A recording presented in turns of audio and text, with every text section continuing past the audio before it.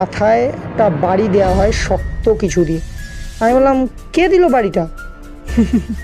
নিজের লোকই তো ছুরি মারে বন্ধু, আমার বন্ধু। আমি বললাম, কেন? আরে বাপু, এইটুকুও বোঝো না? টাকার জন্য। আমি খুব অবাক হয়ে গেলাম। আমি বললাম, তারপর? তারপর আবার কি?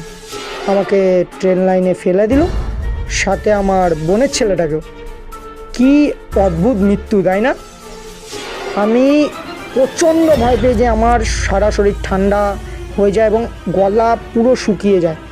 মনে হচ্ছে আমি এমন একটা অন্য দেশে চলে এসেছি। আমি ওনাকে প্রচণ্ড ইগনোর করি, ওনার থেকে দূরে গিয়ে বসি। পেছন ঘুরে তাকাই, ওখানে কেউ নেই। আমি দৌড়াতে দৌড়াতে স্টেশনের বাইরে যাই আবার, এবং চায়ের দোকানের দিকে যাই, যে চায়ের দোকানের লোকটার সাথে বসে থাকবো।